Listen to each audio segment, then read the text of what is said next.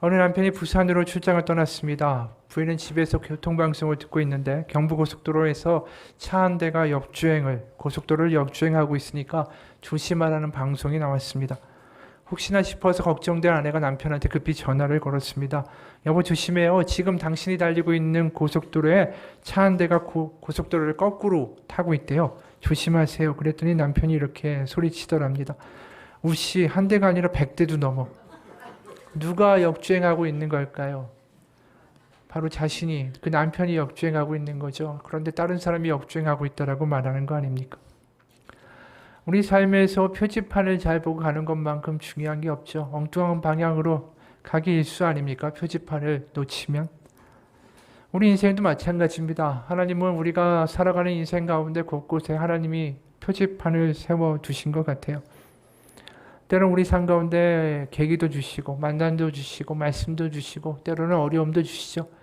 그것이 다 우리에게 보여주는 하나님의 표지판이 아닌가 싶습니다. 그런데도 우리가 많은 경우에 하나님이 보여주시는 표지판을 무시하고 냅다 달려갈 때가 많습니다. 옛날 어느 마을에 20대의 꿈 많은 청년이 살았대요. 심장마비에 걸려서 갑작스러운 죽음을 맞이하게 됐습니다. 너무 젊은 나이에 죽으니까 억울해서 하나님한테 이렇게 말했어요. 하나님 정말 너무하십니다. 세상에 많고 많은 사람들 가운데서 하필이면 저처럼 꿈이 많고 성실하게 살아가는 아직도 이렇게 젊은 저를 이렇게 급하게 부르셨습니까? 게다가 하나님이 이렇게 아무런 예고 없이 저를 부르시면 제가 어떻게 준비를 하고 올 수가 있겠습니까? 하나님께서 그의 항변을 들으시고 그에게 한 번 더 기회를 주겠다라고 작정하셨습니다. 그러자 그 청년이 아주 기쁘게 하나님에게 말했죠. 하나님 정말 감사합니다. 다음에 저를 부르실 때는 제가 두말하지 않고 이렇게 오겠습니다. 다만 저를 부르시기 전에 미리 준비할 수 있도록 알려주시고 예고해 주시기 바랍니다. 그러면 제가 잘 준비해서 나중에 다시 오도록 하겠습니다.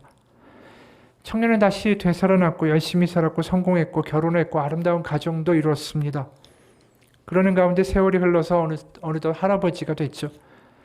어느 날 잠을 자는데 다시 심장마비로 숨을 거두게 됐습니다. 또다시 하나님 심판대 앞에 선 그 사람은 이해가 되지 않는다는 듯이 하나님께 이렇게 말했습니다. 하나님 제가 지난번에 분명히 저를 부르시기 전에는 미리 예고해달라고 말씀드리지 않았습니까? 그런데도 또다시 이렇게 심장마비로 예고도 없이 부르시면 제가 어떻게 준비를 합니까? 이 양변에 하나님이 이렇게 답하셨대요. 나는 이미 너에게 여러 차례 예고를 주었어. 단지 네가 듣지 않았을 뿐이지.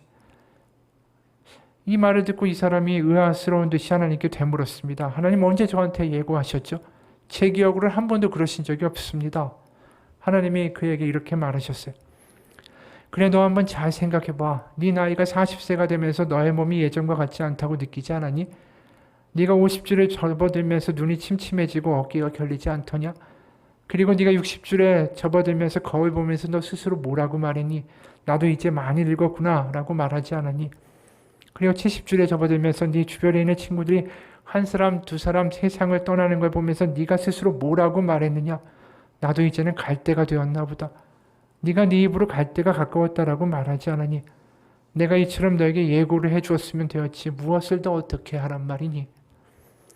지어낸 이야기겠지만 우리 가운데 와닿는 게 많죠. 우리에게 인생의 표지판들이 있습니다. 하나님의 예고가 있죠. 이 길로 가면 안 된다는 하나님의 사인이 있습니다. 그런데도 그 중요한 표지판, 하나님의 예고들을 우리가 중요하게 듣지를 않습니다. 그게 누구의 이야기일까요? 그게 구약에 나오는 이야기예요. 구약에선 계속해서 이스라엘 백성은 하나님의 계속되는 말씀과 경고와 선언에도 불구하고 단 한 번도 그 말을 제대로 듣지 않죠.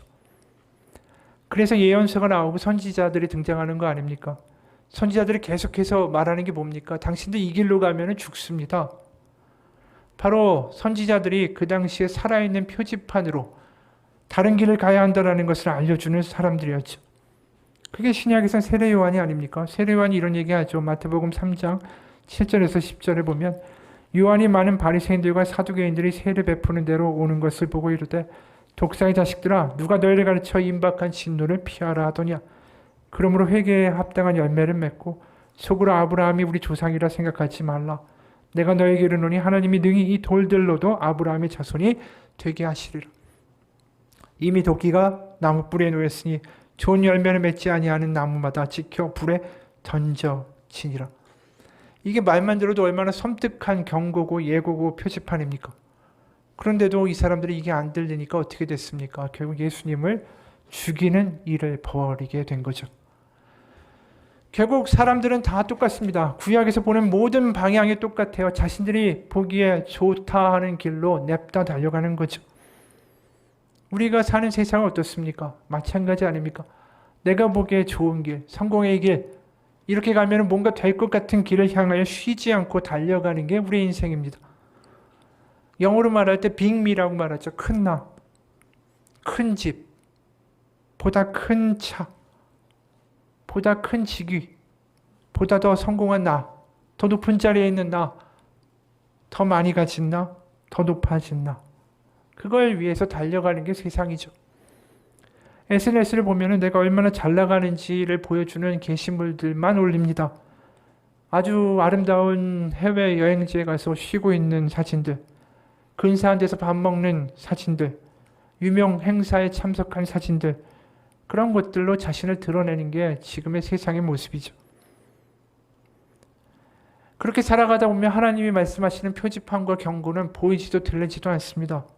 오히려 하나님께 기도하죠. 하나님, 내가 가는 이 길을 평탄케 하시고 내가 달려가는 이 길이 맞으니 내가 가는 이 길을 하나님 형통케 해달라고. 하나님이 다른 길을 보여주신다 할지라도 그 표지판이 우리 가운데 절대로 보이지 않는다라는 것입니다. 십자가가 어떻게 보면 가장 큰 표지판 같아요. 십자가는 우리 가운데 분명한 메시지를 전달하고 있죠. 너 이렇게 가면 안 된다는 거. 너는 연약한 존재라는 거.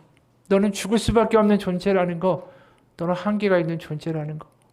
십자가는 그것을 우리 가운데 분명하게 보여주지만 그 십자가마저도 때로는 보이지 않습니다. 사진작가인 윤광준 씨라는 분이 제주도 만장굴의 전 구간을 탐색하게 됐습니다.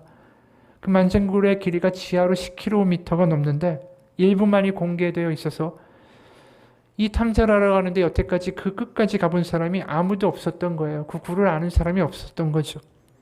그래서 헤드랜턴과 예비 배터리와 물과 식량을 준비하고 지도는 없으니까 약간 불안한 마음으로 출발을 했습니다.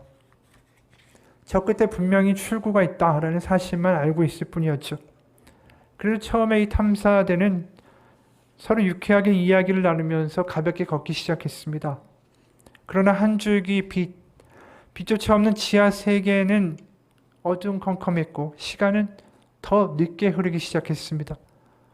몸 하나 겨우 빠져나갈 구멍을 거치면은 갑자기 커다란 광장이 등장했고 엄청난 수의 박쥐떼가 천장에 매달려 있기도 했습니다. 애초에 들어갈 때 10km 정도면 3시간이면 완주하겠다라고 생각했는데 가도 끝이 보이질 않는 거예요. 그러니까 어느 순간 어둠 속에서 공포가 드러나기 시작했습니다.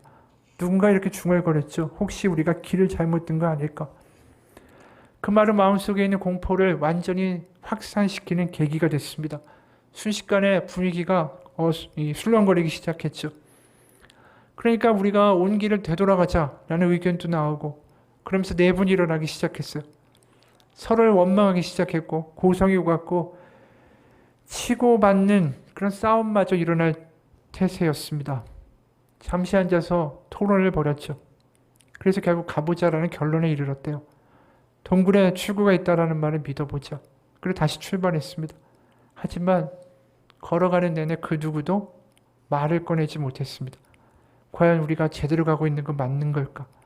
출구가 있다는 말은 사실이었을까? 가도 어둠만 있는데 그 어둠은 마치 죽음처럼 숨통을 조여오더라는 거예요.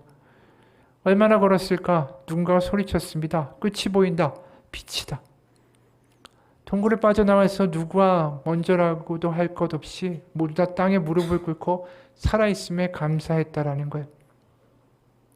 이 이야기를 보면서 이게 인간이다 싶어요. 우리가 살고 있는 세상이 다인 것 같죠? 자신만만합니다.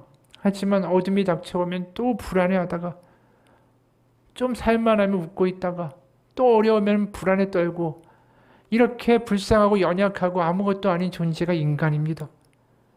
오늘 본문 앞에 1장 24절에도 이런 말씀이 나오죠. 모든 육체는 풀과 같고 그 모든 영광은 풀의 꽃과 같으니 풀은 마르고 꽃은 떨어진다고. 여러분, 이 사실이, 이 구절이 우리 가운데 확 와닿는다면 우리는 하나님 없이는 살 수 없다는 것을 고백할 수밖에 없어요. 내가 어떤 존재인지를 분명하게 아는 사람들은 하나님 없으면 안 된다는 것을 절감하게 됩니다. 그런데도 문제는 세상에 많은 사람들이 하나님이 우리에게 절대적으로 필요하다는 사실을 잊고 살 때가 많습니다. 내 힘과 내 능력과 내 술수와 내 수단을 가지고 살아가기에 급급하죠. 여전히 그렇게 막다른 길을 향하여 달려가고 있는 세상 사람들을 향하여 믿는 사람들이 해야 될 일은 뭘까요? 그들에게 외치는 거죠. 그들에게 이 방향이 틀렸다라고 보여주는 표지판으로 살아가는 거죠. 하나님 없이는 살아갈 수 없습니다. 그게 세상의 본질입니다. 그게 진리입니다라는 표지판을 보여주는 게 믿는 사람들, 우리에게 하나님이 원하시는 것, 바로 그겁니다. 그런데도 불구하고 우리는 많은 경우에 이렇게 기도하죠. 나 역시 저 막다른 길을 더 빨리 달려갈 수 있게 해달라고. 우리가 왜 하나님께 택하신 부르심을 받았을까요? 세상 가운데 보여주라는 겁니다. 우리는 하나님 없이는 살 수 없는 연약한 존재라는 사실을. 오늘 본문에도 이런 이야기를 하죠. 5절입니다. 너희도 산돌같이 신령한 집으로 세워지고 예수 그리스도로 말미암아 하나님이 기쁘게 받으실 신령한 제사를 드릴 거룩한 제사장이 될지니라.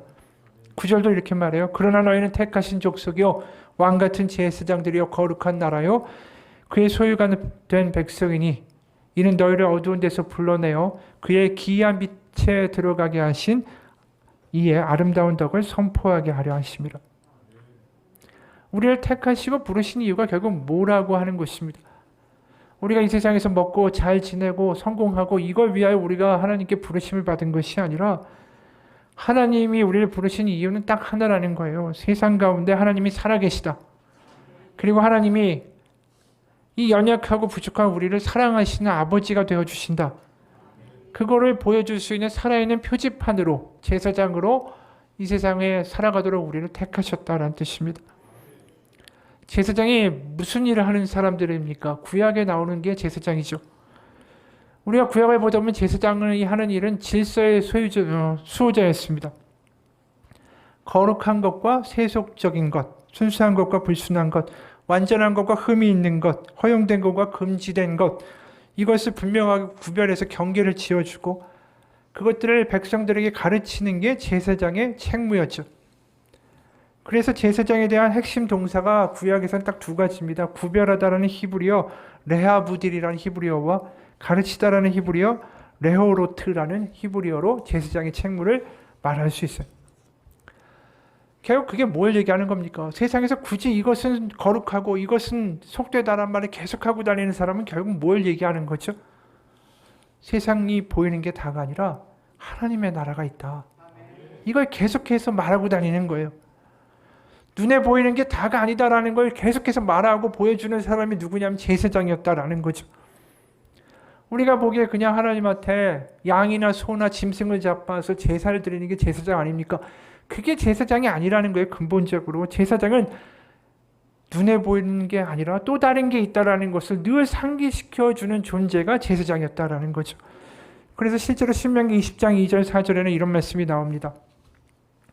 너희가 싸울 곳에 가까이 가면 제사장은 백성에게 나아가서 고하여 그들에게 말하여 이르기를 이스라엘아 들으라. 너희가 오늘 너희의 대적과 싸우려고 나아왔으니 마음에 겁내지 말며 두려워하지 말며 떨지 말며 그들로 말미암아 놀라지 말라.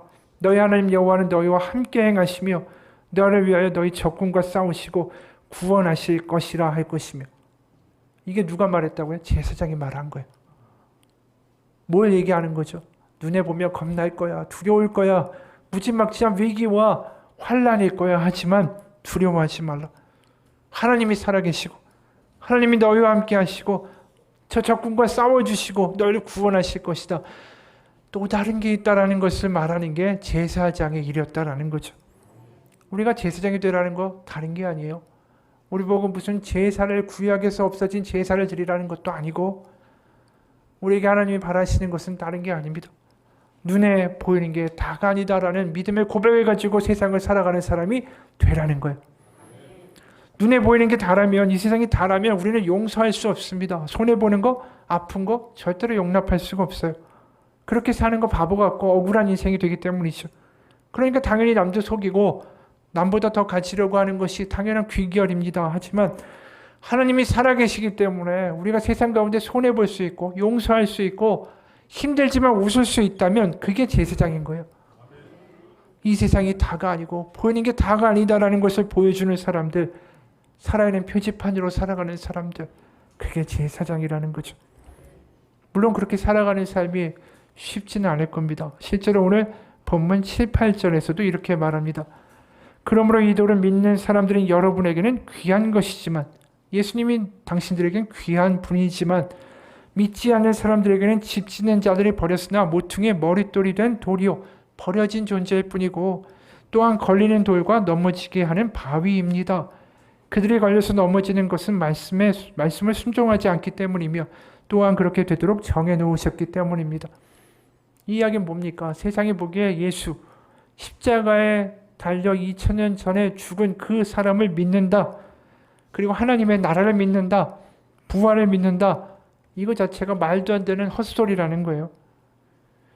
세상 사람들에게는 이게 걸리는 돌이고 넘어가기 힘든 이야기이기 때문이죠.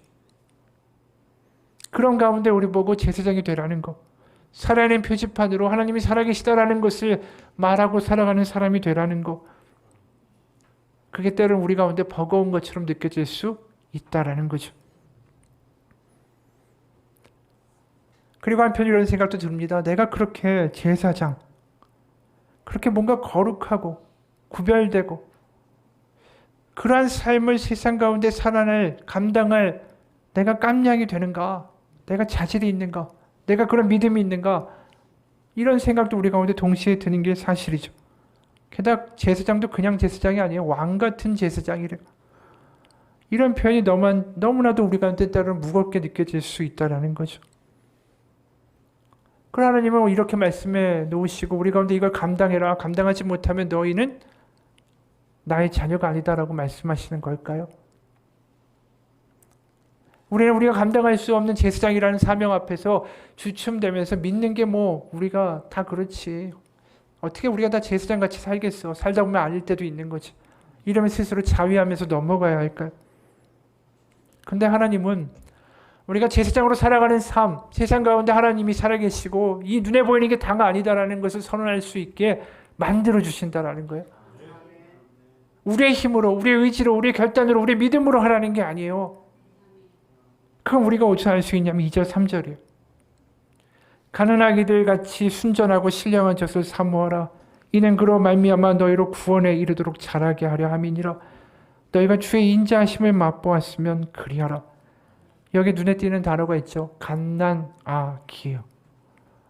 분명히 아까 왕같은 제사장, 뭔가 굉장히 거룩하고 성숙하고 분별도 잘하고 믿음도 꽤 높은 경지에 이르러야 불릴 수 있는 그 이름 제사장. 근데 갓난아기라는 말이 이게 어울립니까? 갓난아기가 무슨 제사장을 하겠어요?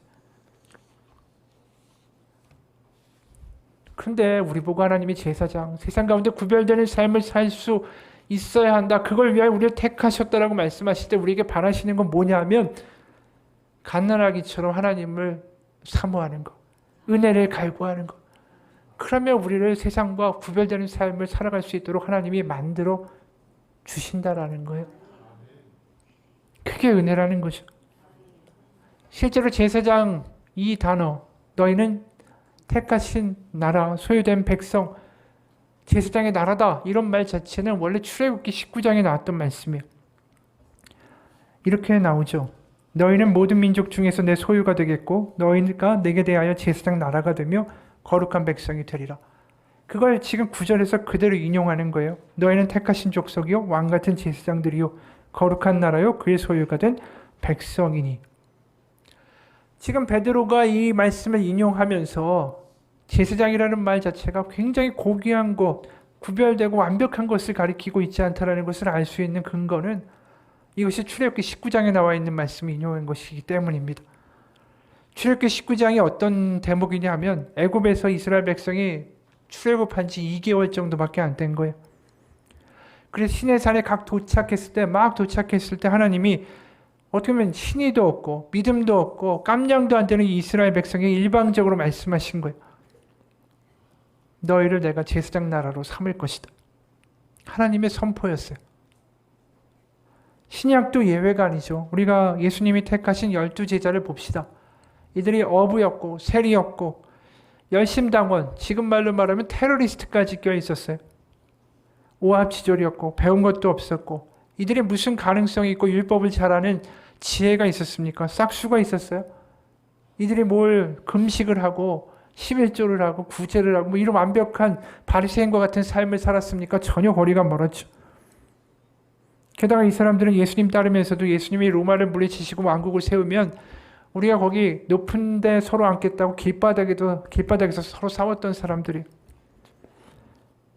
그리고 형제인 야고보와 요한은 예수님께 몰래 가가지고 우리 형제를 예수님 좌우편에 앉게 해달라고 조르기도 했습니다. 그러다가 예수님 잡히시니까 다 도망간 거 아닙니까? 그런 사람들을 예수님이 택하신 거예요. 그리고 그 사람들 나중에 어떻게 됐습니까? 12사도로 초대교회를 이끌어가는 믿음의 기둥들이 된 거죠. 복음서를 읽으면서 우리는 느끼게 되죠. 구약을 읽으면서 느낍니다. 모든 게 하나님이 이루어 가신다라는 걸. 그들의 자질과 능력에 의존하지 않는다라는 거죠. 우리도 마찬가지예요. 우리가 능력이 있고 믿음이 뛰어나고 성경을 많이 알고 거룩해서 제사장이 되는 게 아닙니다. 하나님의 은혜로 되는 거예요. 9절을 봐도 마찬가지예요. 너희는 택하신 족속이요 왕같은 제사장들이요 거룩한 나라요 그의 소유가 된 백성이니 이는 너희를 어두운 데서 불러내어 그의 기한 밑에 들어가게 하시니 아름다운 덕을 선포하게 하려 하심이라. 여기에 주체가 누굽니까? 다 하나님이에요. 택하신 것도 하나님이시고 소유를 삼으신 것도 하나님이시고 어두운 데서 불러내신 것도 하나님이시고 빛으로 들어가게 하신 이도 하나님이시고 선포하게 하시는 것도 하나님이십니다. 그 어떤 기여를 한 바가 없어요. 우리가 로마서 5장 8절도 이런 말씀을 하죠. 우리가 아직 죄인 되었을 때 그리스도께서 우리를 위하여 죽으심으로 하나님께서 우리에 대한 자기의 사랑을 확증하셨느니라. 우리가 제사장이 되라는 말은 우리 보고 하라는 말이 아닙니다. 거룩한 백성이 된다라는 거 우리의 힘과 능력으로 하라는 것이 아닙니다. 하나님이 이루실 것입니다. 못나고 연약한 우리를 데리고 하나님은 이루어내실 거예요. 그게 바로 우리가 하나님의 자녀 되었다라는 뜻입니다. 우리가 아들과 딸이 못났다고 해서 넌 이제부터 내 아들과 딸이 아니야. 너는 공부 못하고 자격이 안 되니까 오늘부터는 날 아버지라고 부르지 마, 엄마라고 부르지 마. 이렇게 할 수 있습니까? 오히려 부족하니까 채워주고 싶고 부족하니까 더 성장시켜주고 싶고 부족하니까 어떻게든 잘 되라고 기원하는 게 부모의 마음 아닙니까? 우리 왕같은 제사장이라는 말도 마찬가지예요. 왕이라는 말이 결국 뭡니까? 왕자가 되면 왕이 되는 거 아니에요? 그 사람의 자질 때문에 왕이 되는 게 아니잖아요. 자식이니까 왕이 되는 거지. 오늘도 마찬가지입니다. 하나님이 우리를 빚어가실 거예요. 다만 우리에게 뭘 요구하신다고요? 배고픔을, 은혜를 사모하는 마음을 원하시는 것뿐이다 라는 거예요. 오늘날에도 마찬가지입니다. 부족한 모세를 지도자로 세우시고 불평하고 불만이었던 이스라엘을 제사장 나라라고 말씀하시고 못난이 12제자를 사도로 삼으신 거, 또 걸핏하면 쓰러지고 불평하고 부족한 연약한 우리를 택하신 것도 다 은혜입니다. 하나님 우리를 만들어 가실 거예요. 그래서 10절을 보면 너희가 전에는 백성이 아니더니 이제는 하나님의 백성이요 전에는 긍휼을 얻지 못하였더니 이제는 긍휼을 얻은 자니라. 여기에 눈에 띄는 건 뭡니까? 과거형이라는 거예요. 그의 백성이 되었다라는 거죠. 네가 잘하면 그의 백성이 될 것이다. 제사장의 역할을 잘하고 살아가면 너희는 그의 백성이 될 자격이 있다라고 말하는 게 아니라는 거예요. 그분이 이루셨다라는 거죠. 그게 복음인 거예요. 우리에게 바라시는 것은 딱 하나죠. 가난하기가 젖을 못 먹어 배고파 울듯이 늘 하나님의 은혜를 사모하고 경험하고자 하는 마음, 그거 하나만을 우리에게 원하신다라는 것입니다. 우리가 세상 가운데 구별되어 사는 거, 그거 결코 나로부터 출발하는 게 아니에요. 은혜를 입어서 그렇게 살아가도록 하나님이 우리를 만들어 가시는 거고, 우리는 그 은혜를 사모하면서 살아가는 것이고, 그게 믿음이라는 거예요. 믿음은 나의 믿음이 아니라 이 부족한 나를 끝까지 포기하지 아니하시고 이루어 가신 하나님을 믿는 믿음이고, 하나님이 그 부족한 나를 끝까지 기대하신다라는 하나님이 나에 대한 믿음이 훨씬 더 중요하다라는 걸. 여러분, 우리가 세상 가운데 살아가면서 나는 주변 사람들로부터 사랑을 받고 있고 나는 필요한 존재라고 스스로 생각하는 사람들이 전체 인구 중에 2%밖에 안 된대요. 늘 난 부족하고 다른 사람들보다 못하다라는 생각을 가지고 산대요. 아내는 늘 내가 부족해서 남편한테 미안하고, 남편은 내가 남편 노릇을 못해서 미안하고, 부모는 부모 구실을 못해서 미안하고, 자식은 또 자식 노릇을 못해서 미안하고, 다 부족하고 다 못났다고 살아간다라는 거예요. 여러분, 하나님의 은혜가 마찬가지예요. 우리가 못났다고 해서 하나님이 우리를 비하하거나 부족하다고 말씀하시는 게 아니라, 우리가 못났다고 할 때마다 채워주고자 하시는 하나님의 마음이 있다. 그게 복음이다라는 것을 기억하시기를 바랍니다. 그래서 역설적으로 이런 말 할 수 있어요. 제사장의 자격이 있는 사람은 믿음 있는 사람이 아니라 나는 하나님의 은혜 없이는 안 된다고 말하는, 나는 자격이 없다라고 말하는 사람이 더 자격 있는 사람이 된다라는 거예요. 우리가 세상 가운데 구별되는 삶을 살겠다, 나 살아내겠다 결단하는 게 중요한 게 아니라, 나는 그렇게 살아낼 능력이 없다라고, 하나님의 은혜 아니면 안 된다라고 고백하는 사람이 믿음 있는 거고, 그 사람이 진짜 제사장이라는 거예요. 여러분, 배고픈 사람이 제사장이 되는 거고, 갓난 아기 같은 믿음이 하나님이 원하시는 제사장의 믿음이라는 것입니다. 그게 안 되는 거예요. 우리가 하나님의 은혜 없이는 살아갈 수 없고, 갓난아기와 같은 주제면서도 젖 없이는 살 수 없는 존재라는 것을 잊고 망각하는 게 우리의 가장 큰 문제예요. 하나님의 은혜를 사모하지 못하는 게 얼마나 큰 문제인지조차 잊고 살아간다는 거죠. 하나님께 대하여 배고플 줄 아는 사람이 능력 있는 사람이에요. 어느 전도사님 사모님의 글입니다. 새벽 3시에 찾은 신생아실. 무슨 일로 이 새벽에 오셨어요? 아기가 울음을 멈추지 않았어요. 아무래도 달래지지가 않고 어떻게 해야 될지 몰라서 왔어요. 그렇게 말하는 나를 간호사는 쳐다보더니 분유가 담긴 젖병을 세이 딸에게 물렸다. 그러자 세이는 바로 이거였어라는 듯이 정신없이 분유가 담긴 젖병을 빨기 시작했다. 아기가 배가 많이 고팠던 것 같은데요. 아기가 하루 종일 뭘 먹었죠? 제 모유요. 엄마 젖량이 얼마나 되는지 한번 봐요. 간호사가 유축기로 젖을 짜주었는데 내 젖량은 젖병 밑바닥도 채우지 못하는 정도였다. 엄마가 이 정도의 젖량으로 계속 아이한테 젖만 물렸던 거예요? 네. 집에 분유와 젖병은 있어요? 아니요. 뭐 이런 황당한 엄마가 있냐라는 듯이 쳐다보더니 앞으로 이래서 애를 어떻게 키우겠냐는 불쌍한 눈빛으로 나에게 말했다. 오늘 밤은 넘길 수 있도록 분유와 젖병을 드릴게요. 내일 날이 밝으면 더 사서 젖량이 많아질 때까지 보충해서 같이 먹이세요. 애 고생시키지 말고. 네, 감사합니다. 바보 같은 엄마는 그렇게 젖병 하나를 얻어서 집으로 돌아왔다. 26살 꽃다운 나이. 나는 3년 동안 교제했던 전도사 남편과 결혼했다. 유난히 뜨거웠던 여름날 결혼식을 올렸다. 그 한 달 만에 나는 임신이 되어 다음해 여름에 첫째, 바로 이 세이를 낳았던 거다. 나는 아이가 울면 자연스럽게 젖을 물리는 나, 배부르게 젖을 먹고 평화롭게 잠든 아기를 늘 상상만 했기에 나에게 젖병과 분유는 필요한 준비물이 전혀 아니었다. 자연분만으로 그 첫 아이 세이를 낳고 2박 3일의 입원 기간이 끝나고 친정집으로 와서 퇴원해서 집에 온 그날 오전부터 오후 저녁 내내 30분에서 1시간 간격으로 아기가 울 때마다 나는 젖을 물렸다. 그렇게 그날을 보내고 새벽 2시가 됐는데 세이가 이젠 도저히 못 참겠다는 듯이 울기 시작했고, 이제는 젖도 거부하고 누가 안아주고 얼러줘도 울음을 그칠 생각이 없었다. 새파랗게 겁에 질린 사람처럼 그런 아기를 보는 게 무서웠고, 이러다가 큰일 나는 거 아닌가 부랴부랴 챙겨서 새벽 3시에 아까 말한 대로 병원으로 향했던 거다. 곧장 신생아실로 달려갔는데 간호사의 처방은 결국 배불리 먹을 수 있는 분유가 담긴 젖병뿐이었다.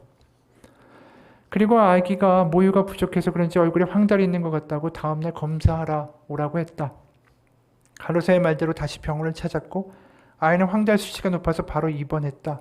눈만 가리고 광선 치료를 받고 있는 세이를 보니 너무 마음이 아파서 엉엉 울 수밖에 없었다. 엄마가 너무 몰라서 널 이렇게 고생시키는구나. 정말 미안해. 나의 무지와 나의 미안함과 상관없이 하나님의 은혜는 신실해서 결국 딸은 더 건강해져서 무사히 퇴원했다. 태어난 딸아이는 그 이후에도 젖을 거부하는 일이 너무 많았다. 그래서 젖을 물리다 울면 분유를 주고 그러기를 반복하던 그때 늘 눈물로 부르던 찬양이 있었다. 전능하신 나의 주 하나님은 능치 못하실 일 전혀 없네.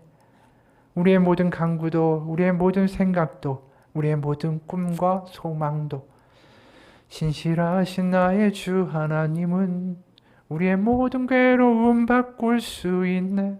불가능한 일 행하시고 죽은 자를 일으키시니 그를 이길 자 아무도 없네. 주의 말씀 의지하여 깊은 곳에 금을 던져 오늘 그가 놀라운 일을 이루시는 것 보라. 주의 말씀 의지하여 믿음으로 금을 던져 믿는 자에겐 능치 못함 없네. 이 찬양을 부르면서 매일 주님께 눈물로 기도했다. 하나님, 저희 80만 원 사례비로 생활하는 거 아시죠? 새이가 젖을 먹으면 분유값 하나도 안 들이고 아기 키울 수 있어요. 그리고 제가 잘은 모르지만 모유가 아기한테도 제일 좋대요. 하나님 도와주세요. 제 전량도 새이가 풍족히 먹을 만큼 많아지게 해주시고 새이도 젖을 거부하지 않고 잘 먹게 해주세요. 젊은 바보 엄마가 눈물을 흘리며 이 찬양을 믿음으로 고백하고 기도하는 것을 보신 하나님은 나를 그렇게 버려두지 않으셨다. 그리고 바보 초보 엄마였던 나는 한 달 만에 젖병도 필요 없고 분유값 걱정도 없이 모유 수유를 할 수 있었다. 그냥 보면 해프닝 같지만 이 글을 읽으면서 마음이 짠했어요. 젖을 먹지 못해서 아프기만 한 갓난아기 딸과 바보 같아서 하나님 없이는 내가 이 딸을 키울 수 없다라고 눈물로 고백하며 찬양하는 이 엄마나 둘 다 하나님 앞에서는 너무나도 불쌍하고 가련한 갓난아기들이 아닌가 싶어요. 하나님의 은혜를 사모하는 이 엄마, 그리고 젖 없어서 힘들어하는 아기, 이게 우리의 모습이 돼야 되는 거 아닙니까? 우리가 좀 먹을만 하고 살만 하고 내 힘으로 뭔가 이룰 것 같고 내가 좀 건강한 것 같고, 여러분 그게 얼마나 갈 거라고 생각하세요? 저도 손을 다쳐보니까 알겠더라고요. 전혀 예상치도 않은 일이 이 세상에서 벌어집니다. 우리가 내일 일을 알 수가 없는 사람들 아니에요?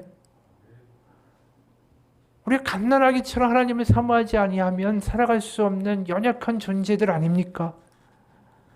엄마라고 불러도 돼요라는 책을 쓴 KT 데이비스라는 분이 있습니다. 18살 때 아프리카의 우간다로 봉사활동을 갔다가 거기서 계기가 생겨서 2007년 처녀 선교사로 우간다에 아예 가게 됩니다.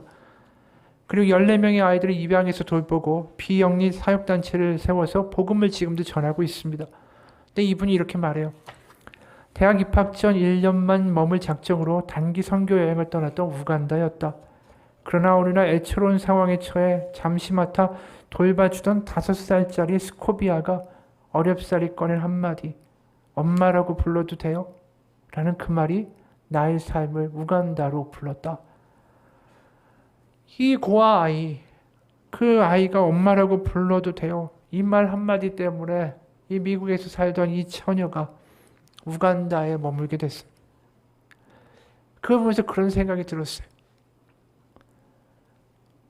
이 한 아이가, 고아가 그 젊은 처녀에게 이 말 한마디 했는데도 그 마음에 확 걸리는데, 우리가 어린 상황, 어려운 상황 가운데, 힘든 상황 가운데 외톨이처럼 느껴질 때, 병들었을 때, 지쳤을 때, 낙담했을 때 하나님을 아버지라고 아빠라고 부를 때 하나님 우리를 과연 외면하실까라는 거죠. 여러분, 우리에겐 다른 능력이 있는 게 아니에요. 우리를 불쌍히 여겨주시는 하나님을 부를 수 있는 능력이 있다는 거죠. 그 배고픔이, 그 간절함이 우리에게 능력인 거예요. 그리고 그것이 우리의 삶을 바꿀 수 있는 유일한 통로라는 거죠. 그래서 이 KT 선교사가 결국 그 우간다에 머물게 되고 아이들을 돌보게 되죠. 그러다가 나중에 잠시 안식년을 받아서 미국에 돌아오게 됩니다. 그리고 이렇게 말해요. 언제부턴가 미국에서 나는 예수님을 잃어버렸다. 실제로 예수님이 내 곁을 떠나가신 건 아니지만 언제부턴가 자꾸 내 힘으로 하려고 하고 내 힘으로 살려고 하고 그러다 보니까 그분이 너무나도 멀리 느껴진다. 이곳에서는 기도하기보다는 몸이 아프면 약국이나 병원으로 달려간다. 배고파서 뭐가 먹고 싶으면 기도하는 게 아니라 슈퍼마켓으로 달려가면 된다. 어딘가 가야 하면 자기 차를 타고 누군가의 조언이 필요하면 엄마에게 전화를 걸거나 친구를 만난다. 기분 전환이 필요할 때는 남동생을 찾아가고 그럼 동생이 나를 실컷 웃겨준다. 그래서 제일 먼저 하나님께 기도해야 된다라는 걸 까먹는다. 하나님이 정말로 필요하다라는 고백이 사라진 것이다. 그래서 이제는 일부러 밤낮으로 기도 시간을 정해 놔야만 했었다. 반대로 우간다에서는 매 순간순간 하나님과 소통하면서 지냈는데 말이다. 우간다에서는 물질적으로 가난했고 너무 힘들었기 때문에 전적으로 하나님께 의지만 했다. 그래서 영적으로는 그 어느 때보다도 풍요로울 수 있었다. 우리도 마찬가지예요. 먹고 살만하고 좀 되는 것 같고 이러니까 어느 순간 갓난아기처럼 하나님의 은혜를 사모하는 것을 잊어버린 사람들이 된 것은 아닐까요? 그래서 우리가 능력이 없는 거예요. 그래서 세상과 구별되는 삶을 살지 못하는 거예요. 왜요? 배고픔을 잊어서. 누가복음 11장 9절 13절도 그 이야기 아닙니까? 내가 또 너에게 이르노니 구하라 그리하면 너에게 주실 것이요 찾으라 그리하면 찾아낼 것이요 문을 두드리라 그리하면 너에게 열릴 것이니. 구하라 찾으라 두드리다 이거 다 안 되잖아요. 그렇죠? 구하는 이마다 받을 것이요 찾는 이는 찾아낼 것이요 두드리는 이에게는 열릴 것이니라. 우리의 능력이 어디에 있다고요? 구하고 찾고 두드리는 데 있다는 거죠. 왜요? 11절 너희 중에 아버지 된 자로서 누가 아들이 생선을 달라 하는데 생선 대신에 뱀을 주며 알을 달라 하는데 전갈을 주겠느냐. 너희가 악할지라도 좋은 것을 자식에게 줄 줄 알거든 하물며 너희 하늘 아버지께서 구하는 자에게 성령을 주시지 않겠느냐. 구하는 자에게 뭘 주신다고요? 하나님의 영. 바로 하나님이 우리 가운데 알게 하신다라는 거예요. 내가 여기 있어. 내가 너의 기도를 듣고 있고 내가 너와 함께 하고 있고 너의 모든 탄식과 눈물을 알고 있어. 그것을 하나님이 영으로 우리 가운데 알려주시고 말씀하시고 눈에 보이는 게 다가 아니라는 것을 확증시켜 주신다라는 거예요. 여러분 우리가 하나님의 아들이고 딸이다. 그러면 구하는데 왜 주시지 않겠습니까? 내가 애초부터 아들 된 게 딸이 된 게 내 능력 때문입니까? 하나님이 우리를 그렇게 삼으셨기 때문이지. 자꾸만 나는 자격이 없고 나는 엉터리 믿음이고 나는 개판이고 자꾸만 나를 바라보는 게 아니라 하나님이 그렇게 하셨다니까요. 우리가 해야 될 건 뭐예요? 내가 이렇게 부족하고 엉망이고 믿음도 지금 흔들거리지만 하나님 앞에 나아가 은혜가 필요하다라고 부르는 거 그게 우리 가운데 유일하게 필요한 거예요. 나를 바라보는 게 아니라 나의 부족함에 빠져있는 게 아니라 나의 한심함에 빠져있는 게 아니라 내 건강하지 못하고 내 못난 거에 머물러 있는 게 아니라 그 못남을 가지고 하나님에 대한 배고픔으로 나아가야죠. 그게 모든 우리 삶의 문제의 시작이자 마지막입니다. 그러기에 우리가 드리는 예배도 달라져야 돼요. 우리가 예배에 헌금 드리고 나 예배 드렸어. 내 스스로의 불안감을 없애기 위해서 예배 온 게 아닙니다. 하나님의 은혜가 배고파서 예배에 나와야죠. 그 마음 하나로 우리가 예배하고 그 마음 하나로 찬양하고 우리가 회개에 기도할 때 뭘 해야 돼요? 하나님 제가 이 자리에 와서도 하나님께 배고픔을 가지고 간절한 마음으로 나아가지 못합니다. 제가 배고픔도 있고 어느 순간 세상에 아무것도 느끼지 못하는 문둥병자가 돼서 여기 왔습니다. 그게 우리가 기도하면서 나가야 되는 회개의 기도가 아닙니까? 5절에 이런 말씀하잖아요. 너희도 산돌같이 신령한 집으로 세워지고 예수 그리스도로 말미암아 하나님이 기쁘게 받으실 신령한 제사를 드릴 거룩한 제사장이 될지니라.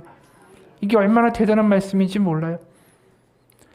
갓난아기 같이 그냥 배고픈 믿음밖에 없고 뭔가 깜냥도 지지 못하고 세상 가운데 잘 나가지도 못하는 그 부족한 사람들이 하나님 앞에 나와서 같이 예배할 때 너희 복수하니 뭐가 된다고요? 신령한 집으로 세워질 거야.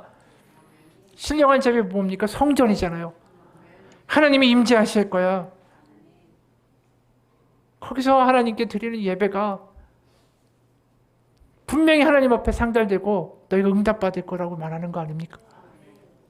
이게 얼마나 파격적인 이야기인지 몰라요. 이 베드로 전서가 쓰일 때는 그 도시의 모든 로마 문명에 신전들이 얼마나 많았는지 모릅니다. 신전들은 거룩한 신상, 웅장한 건물, 대리석으로 엄청나게 큰 건물에 신이 머물고 있다라고 했어요. 그런데 지금 베드로 전서를 받고 있는 교회는 어떻습니까? 가정집에 모여서 못난 사람들이, 힘든 사람들이 모여서 기도하는데 그게 신전이라고 말하는 거예요. 거기가 성전이라고 말하는 거예요. 거기 하나님이 임재한다라고 말하는 거예요. 이게 얼마나 파격적인 이야기인지 아십니까? 그게 은혜라는 거예요. 그 은혜로 말미암아 우리는 세상 가운데 제사장으로 살아가게 되는 거죠. 살아갈 수밖에 없는 거예요. 은혜를 경험하면 다르게 말할 수밖에 없고 은혜를 경험하면 다르게 생각할 수밖에 없는 것입니다. 그게 예배가 되기를 원합니다. 오늘 목사님의 이야기로 마치죠. 내게 하는 아버지가 자기의 딸을 위해서 7년 동안 기도해 오고 있다라고 말했습니다. 그 아이를 하나님이 써주시도록 7년 동안 하나님께 구했고 또 그 아이가 걸린 암을 치유해 주시도록 3년 동안 기도해 오고 있다라고 말했습니다. 그리고 병원에 다니면서도 그 아이는 많은 의사와 간호사들에게 예수님이 살아계시다고 그 믿음에 대해서 이야기하면서 전도를 했다는 겁니다. 결국 아이들 가족 가운데는 초자연적인 힘으로 정말 은혜로 질병과 담대히 싸워가는 그 아이의 모습을 보면서 교회에 나가게 된 사람들도 있었대요. 어느 날 그 아버지가 이 아이를 정말 깨끗하게 치유해달라고 하나님 암이 완전히 떠나가게 해달라고 그 아이를 위해서 간절하게 정말 눈물을 흘리면서 기도하고 있을 때 그때 분명히 하나님의 음성이 들렸어요. 그래, 그런데 너는 이미 받은 것을 구하고 있구나. 너는 아이를 훌륭한 믿음의 증인으로 써달라고 그 아이의 평생 동안 기도해봤어. 그런데 잘 보렴, 지금 그 아이가 바로 그런 증인이 되어 있단다. 이 이야기가 뭘까요? 아이가 쾌유하고 완전히 낫는 것 아니어도 그 어려운 암 가운데에 흔들리지 않고 예수님 살아계시다고, 하나님 살아있다고, 하나님의 나라가 있다라고 말하고 다니는 그 아이가 정말 세상 가운데 믿음의 표지판이 되고 있다는 거예요. 여러분, 우리도 마찬가지. 우리가 1등을 해서 금메달을 따서 정말 높은 자리에 올라가서 하나님의 살아계신과 영광을 드러내겠습니다. 이거 아니어도 된다는 거예요. 많은 사람들 그쪽으로 달려가요. 아닙니다. 우리가 배고프든 병에 걸렸든 굶주렸든 힘들든 어떤 상황이 있어도 하나님의 은혜가 임하면 그 자리에서 우리는 하나님의 제사장으로 살아가는 거예요. 우리가 근사해야 왕 같은 제사장이 되는 게 아닙니다. 은혜가 있으면 어느 곳에 있든지 눈에 보이는 게 다가 아닙니다. 하나님의 나라가 있습니다. 하나님이 살아계십니다라고 말할 수 있는 우리가 되는 것입니다. 우리가 배고픈 갓난아기 아기들처럼 살아갔으면 좋겠습니다. 그것이 우리가 살아가는 믿음의 방식입니다. 어떤 상황이든 어떤 위기든 눈에 보이는 게 다가 아니라고 맺힐 수 있는 하나님의 사람들 되시기를 축원합니다. 그런 예배자들이 되시기를 축원합니다. 그래서 하나님께 붙들려 그분의 살아계심을 세상에 비추어 보여줄 수 있는 사람들, 그런 공동체가 되기를 주님의 이름으로 축원합니다. 기도하겠습니다. 하나님, 어느 순간 배고픔을 잊어버리고 엉뚱한 것으로 배불러 있는 우리들을 바라보게 됩니다. 와, 성공했다고, 이번에 돈 좀 벌었다고, 이번에 좀 잘 됐다고, 그것 가지고 너무 기뻐서 배불러서 하나님은 부르지도 않는 우리들의 모습을 보게 됩니다.